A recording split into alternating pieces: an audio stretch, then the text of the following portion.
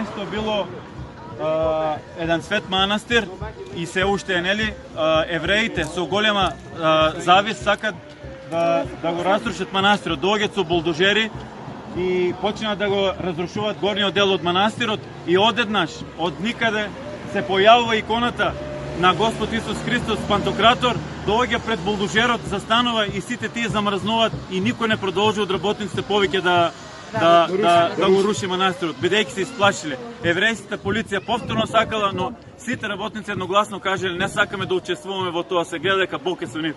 И Бог е со нас. И со нас. Сега секојаш и у вечни векови. Амин. За како бил наставно да се Така и требало. Значи сега ќе бидеме сведоци на тоа чудо. Ќе го доживееме она што Бог со својата надприродна сила и моќ направил да го запре злото на она земното, злото во нас луѓето. Не дозволил да се изруши црквата. Како е? Не знам како се добар ден. Не ме бива за јазици. Леле какво е убаво? Не е така баш. Не иди на тоа. Опа.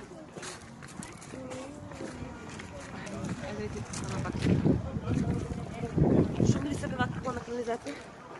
Како џиботи чуваат некој нели? Не знам.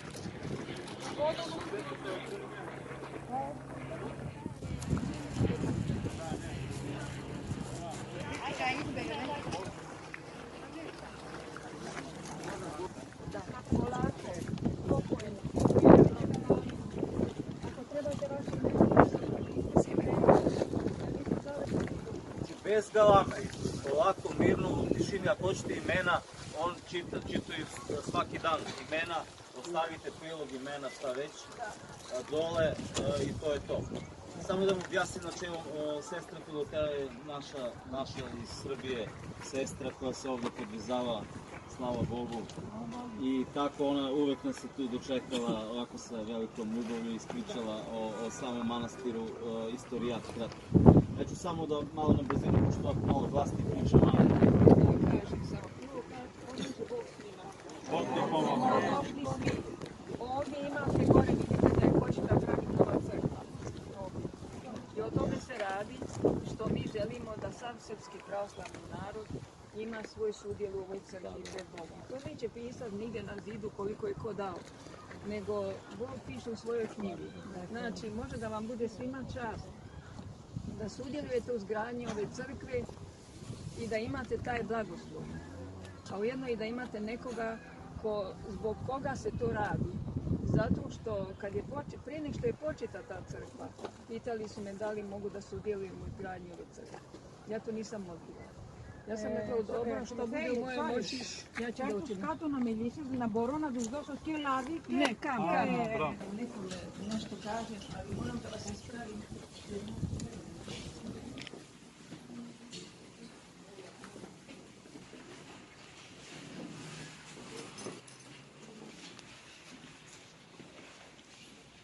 Сестра Филотеја беше многу љубезна и освен гостопримството кое го покажа према нас, словото кое што ни го даде многу објаснувања за чудото што се случило, за историјата на манастирот, за понатамошните настани. Ова е летната резиденција на Ерусалимскиот патриарх.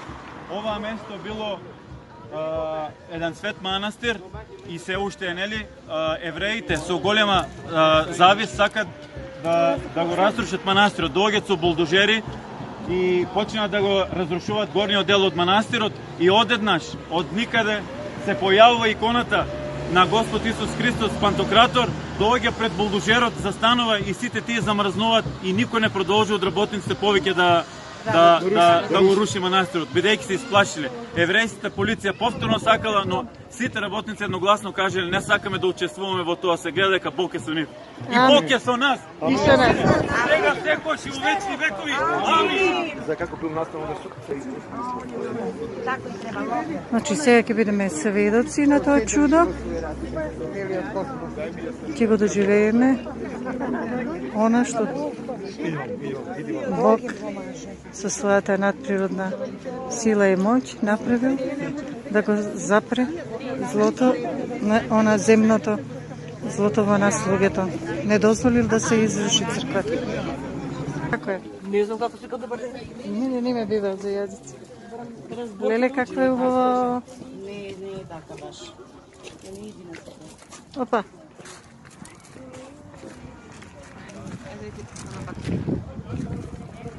Што мисли себе вака на канализација? Како дубоко чуваат некој, нели? Ние за.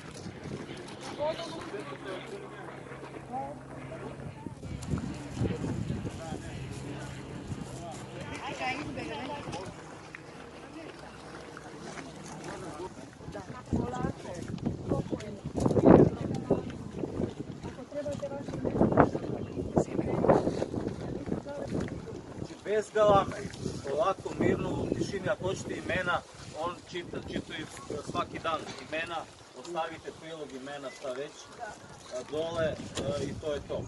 Samo da mu objasnim na čemu sestra Filotea je naša iz Srbije sestra koja se ovdje podvizava, slava Bogu.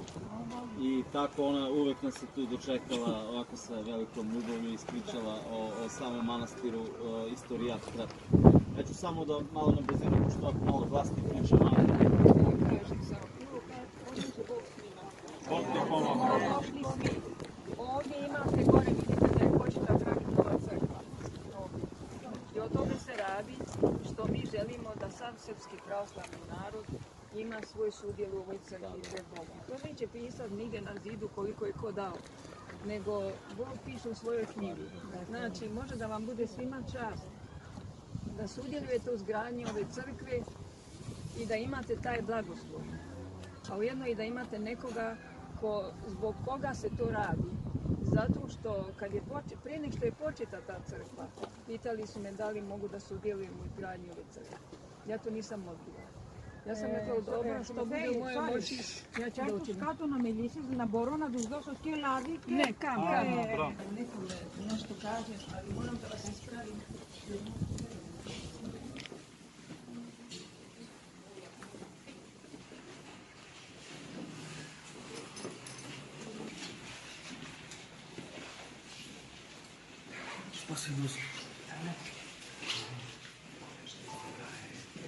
Kako vladi?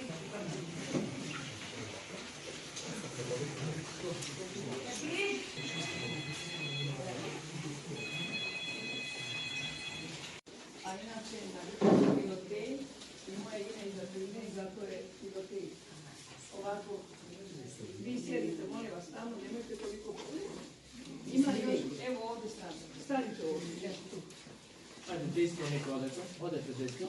Tako da se stoli. Sada započnemo i molim vas da pravoslavni manastir koji je posvećen Hristovom Vaskresenju. Iz tog razloga ovdje prije je živio otac Joakim Arhimadrid, grčki, i njegova majka Anastazija, koji su se brinuli o ovom manastiru i izgrađivali i dograđivali. I za vrijeme njihova života unazad 35 godina su došli ljudi sa dva bagera, jednostavno su se uzeli tako neko pravo. I tamo gdje ste mi sada stajali sa mnom i vidjeli izgradnju nove crkve, u toj negdje blizini.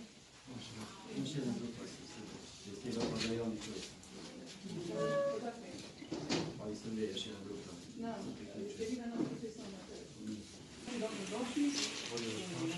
Svima opet pomaže Bog koji nisu bili prisutni i dobrodošli svi. Kako sam i malo prije spomenula, ovaj manastir je grčki manastir. Ovaj manastir je,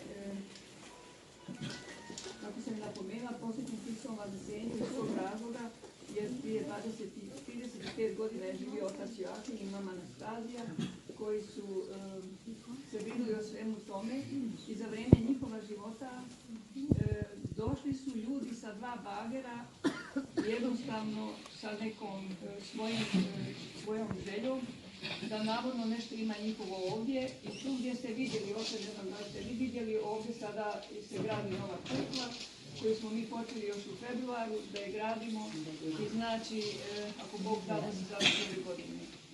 Znači, u toj blizini ove druge crkve je bila jedna crkva koja je vrlo malo nedograđena bila I eto, po nesreći došli su ti ljudi i jednostavno su sebi uzeli to pravo i oni su srušili tu crkvu u kojoj je bila jedna ovakva okrugla ikona, ali manja od te, vrlo manja. I od te male ikone su kasnije napravili ovu veliku pantokrator, to znači svemoguća ikona. Znači, pazite tamo na kandilo, molim vas, nemojte tu pisati. Znači da, jer ako se desi da pročitete onda, znači da je to bio jako negativan potez s njihove strane ili korak, kako da nazovemo to, kad su tamo završili to rušenje. Ipak je ta okrugla mala ikona još ostala tu i oni su pošli ovamo i ovu crkvu da se ruše. Jedan bager je bio s jedne strane, drugi sa druge strane, vidite već ovdje, gore. Označeno je svjetlom i zvana od ozgor u pravcu oltara su udaljili sa tim svojim mašinama, ne znam nija kako se to zove. I ovdje je dole pao malter, onda su oni kasnije to malo očistili i lakirali da ne pada prašina dole, a izvana su zatvorili normalno radi nevremena i šteljena. To je ostalo sada kao jedan znak istorije. I ipak ta ikona koja je ostala tamo, ona je putem Božje volje i sile, jer kod Boga nema ništa da je nemoguće, ona je jednostavno ustala iz one ruševine i krenula je sama kroz vazduh i tako se okretala i došla do bagera i stala na jedan bager. Ona je zaustavila daljnje rušenje. Znači, oni nisu uspjeli srušiti ovu crkvu, ali nisam baš zato bila da me snimate kad govorim. Niste me ni pitali, niste uzeli blagoslov. Ako snimate celu grupu, u redu je, ali mislim to baš... Ja sam za cijelu grupu. Da, ali dobro. A drugi neka se uzdrže. Jer automatski, iako niste se najavili, ja osjetim da nešto tu nije što bi trebalo da bude.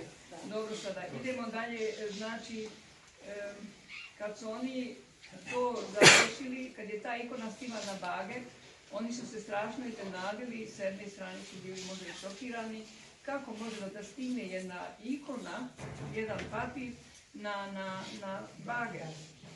Ali to nije nemoguće kod Boga, pogotovo i kod Hrista, jer sam Hristos, kako i vidite, da je on u toj ikoni. Znači, nije ustala ta ikona sama, nego je Hristos ustao sa tom ikonom i došao do bagera i zaustavio. Jer kako je radio prije, koliko je on dosta ljudi spašavao, iscjelivo i ovo i ono, znači njemu je i dan danas sve moguće i dan danas radi to što je nekada isto radio. Oni su onda jednostavno se pokupili, skrenuli i pošli i sa tim mislima, mi ćemo to možda nekad kasnije, ali danas ne možemo ništa da uradimo.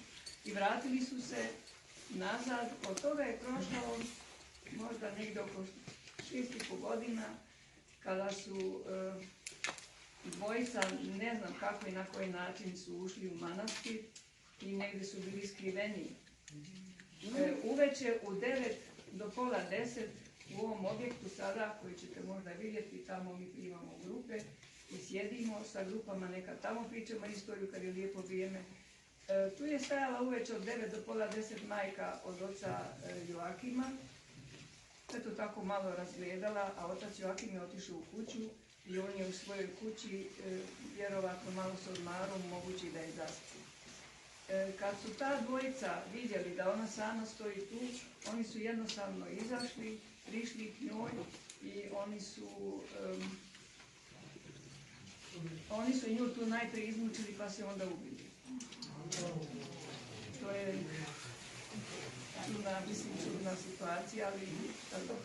Znači, kako su oni uopšte mogli da uđu u manastir u to vreme? Oni su već morali, kao što mi napomenula ranije, već ući u manastir, priključiti se ovako jednoj grupi ili sa par ljudi i sklonili se na stranu i čekali tu priliku. Znači, ipak oni prvi koji su došli tu, ta cev i sa bagerima i šta ja znam, vjerovatno je to neko od tih došao i načinio jednu takvu osnovu. Znači, nije to rješenje, ako smatraš da ima nešto tvoje ovdje, onda treba da se obratiš na jedan fini način, da porazgovaraš, možda bi se našlo neko rješenje, a ne ideš u napad sa bagerima, kao kad se ide u napad u rat. To je baš, mislim, može zadnje što može da bude. Znači, i to kad je se desilo, otac Joakim je usnio da ga njegova mati Anastazija zove i sa tim riječima je rekla, ajde ustani, da ne vidiš da ti gori crkva. Ali crkva nije gorela njemu, na neki način je morao da sazna to i on je izletio vani i pogledao, našao je nju na podu, na patosu dole mrtvu i poslije je to prijavio sve u patrijarhiju i ova patrijarhija grčka je kasnije dostavila jedan ultimatum zbog toga i od tada, sad mislim da ne mogu da pričam kako je to napisano, ali uglavnom je bio ultimatum na njih, na njihovu ustanovu, kako ako se u slučaju još jedan puta neko desi, ako se to još jedan puta desi da neko strada ovdje, onda će oni da poduzmu svoje mjere koje oni znaju kako treba i šta treba. Od tada do sada se nije nikada više desilo to. Hvala Bogu, ali mi nikada ne znamo, mi nismo sigurni. Rećemo, i vi sad kad ste došli, da li je neko tu od njih sa vama, to se ne zna. I sa mnogim grupama i danas koje imamo, najgore kad su pravnici, sad mogu možda baš neki od njih i tu biti i razgledati, pregledati situaciju kako je i šta je. Mislim, to nikada nije sigurno, ali eto, do sad nije se desilo, od tada do sada ništa, tako ništa. Znači, hvala Bogu, i posle je patrijarh Teofilo, mislim, nju su jednostavno primili normalno, ona je bila ovdje unešena u crkvu, njene mošti su bile tu, mogle su da se selivaju, da se vide i bila je stvarno kako, što ja znam, ljudi pričaju, ja ne znam, ja nisam nikada vidjela da je izgledala njene mošti svete, a otac Joakim je živio još poslije nje negdje 15 godina i on je isto tako morao da se krije, to je jedan napeti život i život u strahu i on se razbolio od neke bolesti. To je neizlječiva bolest bila, a možda i zamislite kakva. On nije se uspio spasiti, nije mogao zdraviti, 1950. je rođen, 2009. se već upokojio, dosta još mlad može se reći. I on kad je se upokojio, on se upokojio na dan Hristovog Vaznesenja. To je jako redak slučaj i ja nisam čula još da se neko upokojio na takav dan. Znači, iz tog razloga, kada je saznao patrijarh Teofilo iz starog grada Jerusalima za takav slučaj, onda je on rekao u redu, on je odlučio za to da ovaj manastir bude posvećen Hristovom Vaznesenju. Evo.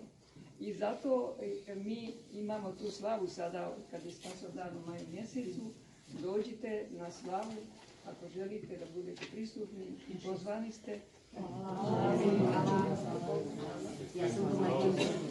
I znači da kada je Gospode, Hriste Bože naš, radost otvori učenikom opetovanije Svятаго Духа. Значи под приказката на сестрата, ovo je grobot na мъченичката смърт на покойната Анастасия.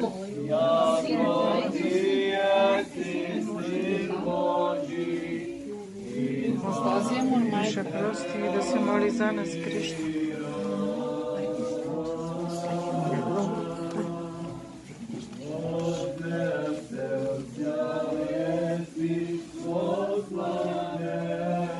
Архимандрит Велики, титулът на ovaj manastir, koji što ostao posle podolge godine, znači počinува od teška bolest na денот на Възнесение Христово. Слава!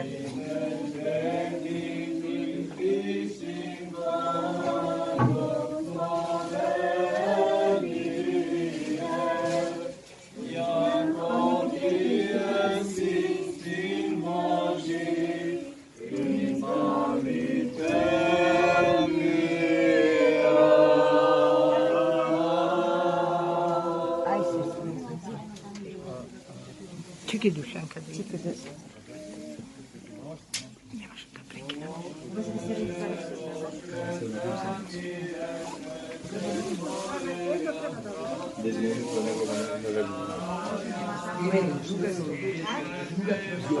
To je Nikolinka Kefaloviska.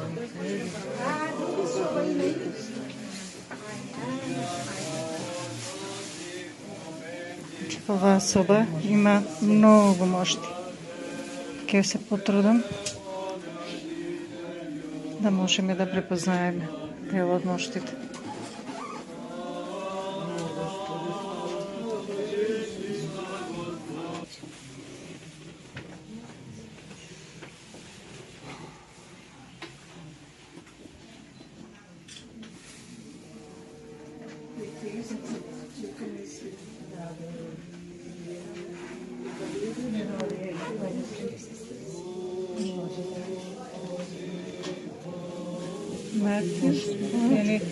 Не разбирам чии мошти се. Zato treba da se poklonime Bože. Da, da. Oprosti ne, a on Так. ode.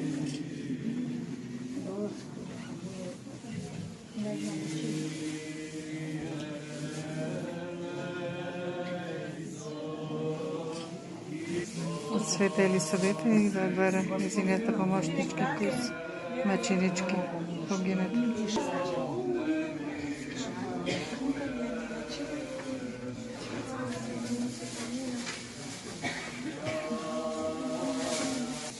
Ай, душата моја мила. Значи, Герасим, моли го Бога за нас грешните.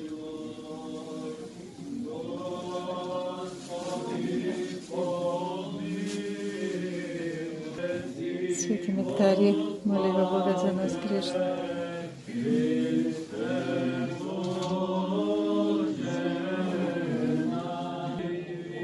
Душа мила.